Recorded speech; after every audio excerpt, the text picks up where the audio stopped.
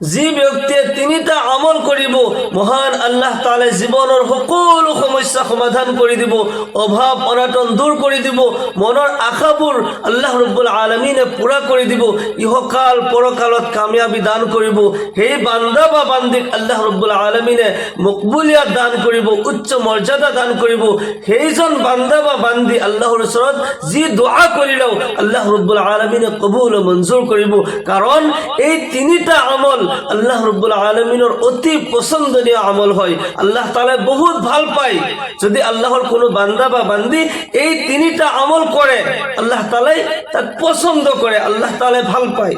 মোৰ প্ৰিয় দিনী ভাই বন্ধুসকল, মোৰ অতি শ্ৰদ্ধাৰ মা আৰু ভনীসকল, আমাৰ সকলোৰে জীৱনৰ মেইন লক্ষ্য হৈছে আমাৰ আমলৰ জৰিয়তে, জীৱনৰ কৰ্মৰ জৰিয়তে আমাৰ আল্লাহক আমি ৰাজি কৰি লওঁ, আমাৰ প্ৰভুক আমি ৰাজি কৰি লওঁ। নহলে নামাজ ৰোজা সদকা খায়ৰাত নেক আমলেৰ জৰিয়তে আপুনি জান্নাত পাব নোৱাৰে যদি আল্লাহৰ ৰাজি খুশি আপুনি মই হাসিল কৰিব নোৱাৰো। শেখ আব্দুল কাদিৰ জিলানী ৰহমতুল্লাহ আলাইহি কৈছিল, ইয়া আল্লাহ মোৰ জান্নাত নালাগে, এনেকুৱা জান্নাতৰ মোৰ কোনো প্ৰয়োজন নাই যি জান্নাতত মোক দিয়াৰ পিছত তুমি মোৰ কোনো খবৰে নোলোৱা। ইয়া আল্লাহ তুমি মোক জাহান্নামতে দিয়া, আৰু জাহান্নামতো যদি তুমি মোক দিয়াৰ পিছত পুৱা গধূলি মোক খবৰ লোৱা, হে আব্দুল কাদিৰ তুমি কেনে আছা, ইয়া আল্লাহ তোমাৰ জাতৰ কসম হয় মোৰ কাৰণে সেই জাহান্নামে জান্নাত হৈ যাব। সুবহানাল্লাহ। আসল কথাটো হৈছে যে আমাৰ আমলৰ জৰিয়তে, কৰ্মৰ জৰিয়তে আমাৰ আল্লাহক আমি ৰাজি খুশি কৰিব লাগিব। আল্লাহক যদি ৰাজি খুশি কৰিব পাৰো তেতিয়াহ'লে আমাৰ জীৱন কামিয়াব। আল্লাহক ৰাজি খুশি কৰাটো জৰুৰী হয়। এই তিনিটা আমল আল্লাহর বহুত পছন্দনীয় আমল হয়, আল্লাহ তাআলা বহুত ভাল পায়, বহুত পছন্দ করে। এক নাম্বার আমল হইছে এনি টাইম বা ওযু থাকা। তার মানে আপনার যেতিয়াই ওযু ভঙ্গ হৈ যায়, যিকোনো কাৰণত আপনাৰ ওযু ভঙ্গ হৈ যায়, আপুনি লগে লগে ওযু কৰি লব। এটো এনেকুৱা এটা সিফত হয় যেটো নেকি আলা দৰ্জাৰ মুমিনৰ গুণ হয়, উৎকৃষ্ট ধৰণৰ এজন মুমিনৰ গুণ হয় এনি টাইম বা ওযু থাকা।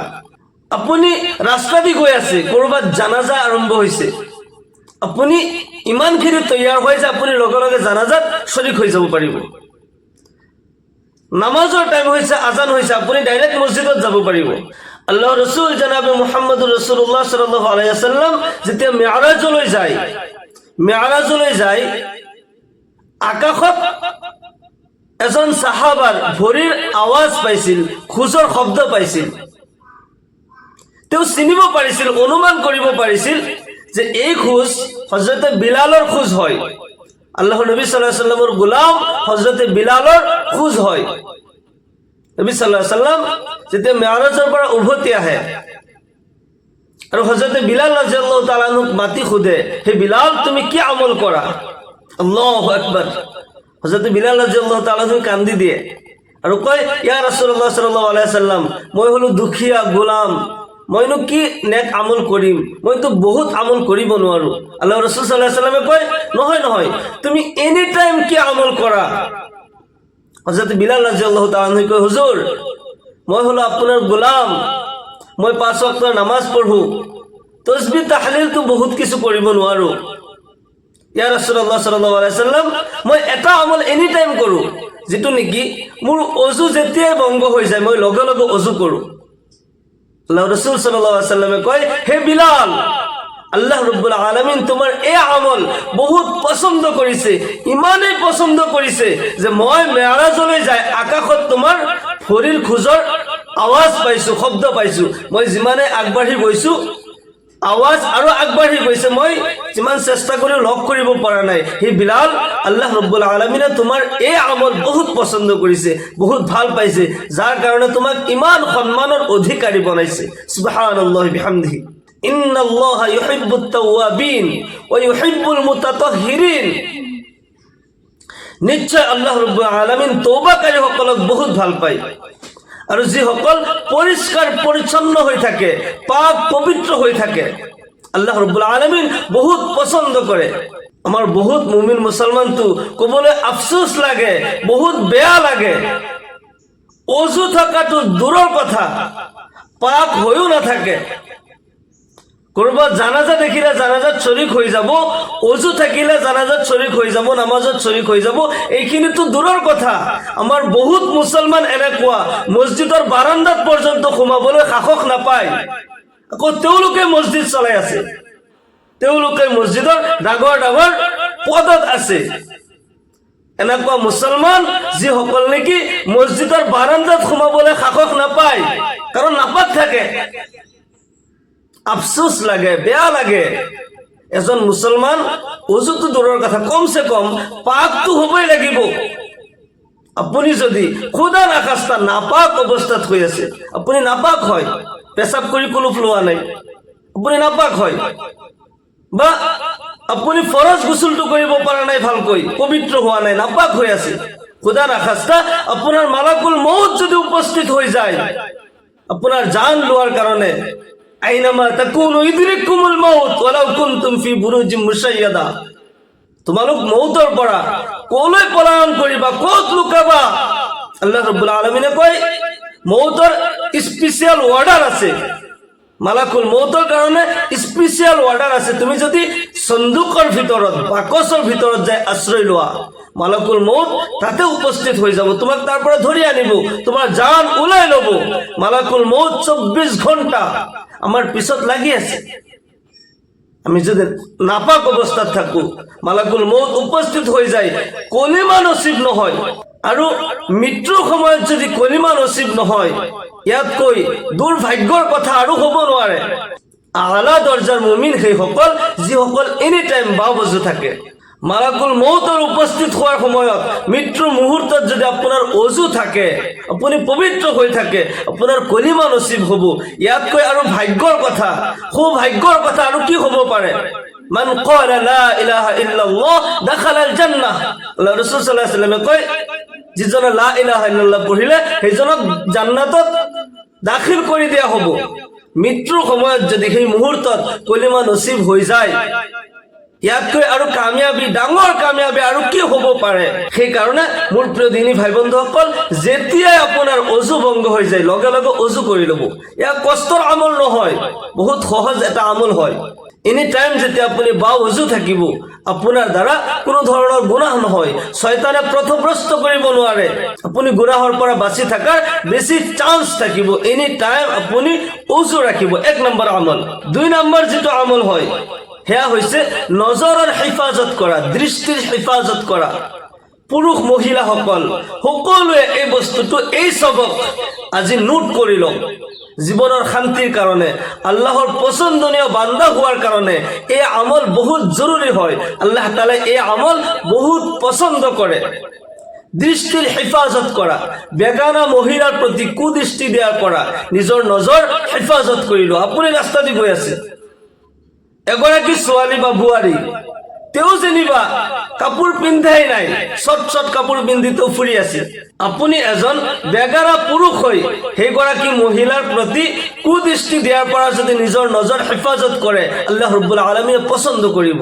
আৰু যদি আপুনি ভাবে এজনে খোলা এৰিব পাৰে, মই কিয় চাব নোৱাৰিম, আল্লাহ মোৰ চকু দিছে বন্ধ কৰাৰ কাৰণে নেকি, আল্লাহটো মোৰ চকু দিছে দুনিয়াটো চাবলৈ, মই চাইছো, তেতিয়াহ'লে আপুনি গুনাহ কৰিলে, পাপ কৰিলে। এগৰাকী বেগানা মহিলাৰ প্ৰতি যেতিয়া এজন বেগানা পুৰুষে কুদৃষ্টি দিয়ে, প্ৰথম কথাটো হ'ব যে তেওঁৰ নজৰৰ গুনাহ হ'ল, চকুৰ গুনাহ হ'ল। দ্বিতীয়তে তেওঁৰ ব্ৰেইনৰ গুনাহ হ'ব, মনে মনে ভাবিব, চিন্তা কৰিব। তাৰপিছত নাজাইজ আৰু নাপাক ইচ্ছা জাগিব, নফসানী খাহিশাত জন্ম ল'ব। এইবোৰৰ দ্বাৰা সমাজ বেয়া হয়। যেতিয়া আমি নজৰ হেফাজত কৰি লওঁ, এজন পুৰুষে নজৰ হেফাজত কৰিব লাগে, এগৰাকী মহিলায়ো বেগানা পুৰুষৰ প্ৰতি নজৰ দিয়াৰ পৰা, দৃষ্টি দিয়াৰ পৰা নিজৰ নজৰ হেফাজত কৰিব লাগে। আল্লাহ তাআলা তেতিয়া পছন্দ কৰে। হাদিস শৰীফত আহিছে, আন নজৰাতু সাহমুম মাসমুমুম মিন সিহামি ইবলিস মান তাৰাকাহা মিন মাখাফিতি আবদালতুহু ঈমানান ইয়াজিদু হালাওয়াতাহু ফি কলবিহি। নজৰ, দৃষ্টি হৈছে শয়তানৰ জেহৰিলা জহৰ থকা তীৰসমূহৰ পৰা এক ধৰণৰ তীৰ হয়, কাঁড় হয়। আৰু যিজনে নেকি, আল্লাহ ৰাব্বুল আলামিনে কয়, মান তাৰাকাহা মিন মাখাফিতি, যিজনে মোৰ ভয়ত, মোৰ তাকৱা আৰু খৌফত তাৰ নজৰ হেফাজত কৰি ল'লে, নজৰ ডাউন কৰি ল'লে, আবদালতুহু ঈমানান, মই তাৰ ঈমান চেঞ্জ কৰি দিওঁ, ঈমান সলাই দিওঁ। এজিদু হালাওয়াতাহু ফি কলবিহি, যাৰ মজা, তাৰ যাৰ সোৱাদ তাৰ অন্তৰত মেহসুস কৰিব পাৰে, সেই ঈমানৰ সোৱাদ তেওঁ অন্তৰত মেহসুস কৰিব পাৰে। সুবহানাল্লাহ। নজৰ হেফাজত কৰিলে আল্লাহ ৰাব্বুল আলামিনে পছন্দ কৰে। এগৰাকী মহিলা বা ছোৱালী তেওঁ অৰ্ধ উলংগ হৈ ৰাস্তা দি ঘূৰি ফুৰি আছিল। আপোনাৰ কৰ্তব্য হৈছে মোৰ নিজৰ নজৰ হেফাজত কৰোঁ, মই নাচাওঁ। কোনোবা উলংগ হৈ ঘূৰি ফুৰক, মই কিয় চাম? আল্লাহৰ পয়গম্বৰ হযৰত ইউসুফ আলাইহিস সালাতু ওয়াস সালামক জুলাইখাৰ চেহেলীসকলে, বান্ধৱীসকলে যেতিয়া এক কোঠালিত মাতিছিল, তেওঁলোক বহি আছিল। ইউসুফ আলাইহিস সালামক জুলাইখা মাতিছিল, ইউসুফ ভিতৰলৈ সোমাই আহা। তেওঁলোকৰ গোটেইখিনিৰ উদ্দেশ্য আছিল ইউসুফৰ সৌন্দৰ্য তেওঁলোকে চোৱা, আৰু ইউসুফেও যাতে তেওঁলোকৰ পিনে চায়। আল্লাহৰ পয়গম্বৰ হযৰত ইউসুফ আলাইহিস সালাম তেওঁ নজৰৰ হেফাজত কৰি তলমূৰীয়া হৈ সেই মহল পাৰ হৈ আহিছিল, আৰু তেওঁ অনুভৱ কৰিছিল যে মই জাহান্নামৰ অতিক্ৰম কৰি আহিলো। জুলাইখাৰ বান্ধৱীসকলে যি জাগাত মোক মাতি আনিছে এয়া জাহান্নামতকৈ কম নহয়। নিজৰ নজৰ হেফাজত কৰিছে, নিজৰ ঈমান হেফাজত কৰিছিল, যাৰ কাৰণে আল্লাহ ৰাব্বুল আলামিনে পছন্দ কৰিছে, গুনাহৰ পৰা বচাই ৰাখিছে। আল্লাহ ৰাব্বুল আলামিনে উচ্চ মৰ্যাদা দান কৰিছে। সেই কাৰণে আমি সকলোৱে প্ৰত্যেকজনৰে নিজৰ নিজৰ দায়িত্ব হয় যে আমাৰ নজৰৰ হেফাজত কৰোঁ। কোনোবা উলংগই ঘূৰি ফুৰক, আমাৰ কি প্ৰয়োজন সেইফালে চাব লাগে? আল্লাহ চকু দিছে বুলি এই সব বস্তু চাব লাগিব তেনেকুৱা কথা নহয়। ভুল ক্ৰমে যদি বেগানা মহিলাৰ প্ৰতি এবাৰ চকু যাব পাৰে, এবাৰ আপোনাৰ চকু পৰিব পাৰে, কাৰণ আপুনিতো জানা নাই বোলে এইফালে এনেকুৱা বোৱাৰী বা ছোৱালী উলংগ হৈ আহি আছে, এবাৰতো পৰিবই পাৰে, কিন্তু আপুনি চায়ে থাকিব নোৱাৰিব বা বাৰ বাৰ চাব নোৱাৰিব। প্ৰত্যেকজন পুৰুষ মহিলাৰ নিজৰ নিজৰ ইজ্জতৰ হেফাজত কৰাৰ দায়িত্ব, নিজে নিজে এইখিনি হেফাজত কৰিব লাগে। আমাৰ মহিলাসকল, মা ভনীসকল পৰ্দাত থাকিব লাগে, তেতিয়া বেহায়াই কমি যায়। আৰু পুৰুষসকলে কুদৃষ্টি দিয়াৰ পৰা, বেগানা মহিলাৰ প্ৰতি কুদৃষ্টি দিয়াৰ পৰা বাচি যাব লাগে, তেতিয়া আমাৰ সমাজ পবিত্ৰ হ'ব। ইহকাল পৰকালত আমাৰ কামিয়াবি আছে। ঈমান আল্লাহ ৰাব্বুল আলামিনে খলাই দিয়ে, যিটো নেকি অন্তৰত মেহসুস কৰিব পাৰি। 2 নম্বৰত আপোনাৰ এইটো আমল হ'ল এনি টাইম নজৰৰ হেফাজত কৰা। 1 নম্বৰত হৈছে যে বাউজু থাকা, 2 নম্বৰত এনি টাইম নজৰৰ হেফাজত কৰা। 3 নম্বৰ যিটো আমল, এয়া অলপমান কঠিন হয়, অলপ মুশকিল হয়, সেয়া হৈছে নিজকে সদায় সৰু বুলি ভাবা। মই নিজকে যেতিয়া বহুত ডাঙৰ আলিম, বহুত টকা পইচা আছে, বহুত পাৱাৰ আছে, নিজকে লৈ যেতিয়া মই ঘমণ্ড কৰিম, তাকাব্বুৰ কৰিম, তেতিয়া মোৰ চুবুৰীয়াসকল মোৰ প্ৰতি নাৰাজ হৈ যাব, আল্লাহ মোৰ প্ৰতি নাৰাজ হৈ যাব। আৰু যেতিয়া ইয়াৰ বিপৰীতে ঘমণ্ড আৰু তাকাব্বুৰৰ বিপৰীতে মই যেতিয়া নম্ৰ ভদ্ৰ হৈ থাকিম, নিজকে সৰু বুলি ভাবিম, আল্লাহ ৰাব্বুল আলামিনে পছন্দ কৰিব, ওচৰ চুবুৰীয়াই মোক ভাল পাব। আল্লাহ ৰাব্বুল আলামিনে আপোনাক মোক এনেকুৱা জাগাৰ পৰা সহায় পঠাব, আমাক সহায় কৰিব, যিটো আমি কোনোদিন কল্পনাও কৰা নাই। নিজকে সৰু বুলি ভাবিলে ইয়াত 1 নম্বৰ ফাইদা হৈছে, আপুনি সাপোজ ধৰি লওক আপুনি ৰেচত গৈছে, আপুনি যদি আপোনাক এগেইনষ্ট থকা জনক, আপোনাৰ আগৰ জনক যদি শক্তিশালী বুলি অনুমান কৰে, আপুনি নিজকে সৰু বুলি অনুমান কৰে, তেতিয়া সেইজনৰ লগত মোকাবিলা কৰিবলৈ আপুনি নিজকে তৈয়াৰ কৰিবলৈ বহুত মেহনত কৰিব, বহুত কোচিছ কৰিব, যাৰ কাৰণে আপোনাৰ মেহনত আৰু কোচিছ আগৰজনৰ শক্তিতকৈ দ্বিগুণ হৈ যাব, ডাবল হৈ যাব, আপুনি সহজত জিকিব পাৰিব। 2 নম্বৰ হৈছে আপুনি যেতিয়া নিজকে সৰু বুলি ভাবে, আল্লাহ ৰাব্বুল আলামিন আপোনাক পছন্দ কৰিব, সকলোৱে আপোনাক সন্মান দিব, আল্লাহ ৰাব্বুল আলামিন আপোনাক সন্মানৰ অধিকাৰী বনাব। নিজে নিজে ডাঙৰ বুলি ভাবাজন কোনোদিন ডাঙৰ নহয়, আৰু লোকে যাক ডাঙৰ বোলে তেওঁই ডাঙৰ হয়। নিজকে যেতিয়া সৰু বুলি ভাবিব, আল্লাহ ৰাব্বুল আলামিন আপোনাক ডাঙৰ বনাই দিব, সকলোৱে আপোনাক সন্মান কৰিব। এই 3টা সিফত আমাৰ প্ৰতিজন মুমিন মুছলমানৰ থাকাটো জৰুৰী হয়। আল্লাহ ৰাব্বুল আলামিন এই 3টা আমল বহুত পছন্দ কৰে। আল্লাহ তাআলা আমাক সকলোকে কোৱা আৰু শুনাতকৈ বেছি বেছি আমলৰ তৌফিক দান কৰক। সকলোৱে কওক আল্লাহুম্মা আমিন। ওয়া আখিৰু দাওয়ানা আনিল হামদুলিল্লাহি ৰাব্বিল আলামিন। আসসালামু আলাইকুম ওয়া ৰাহমাতুল্লাহি ওয়া বাৰাকাতুহু।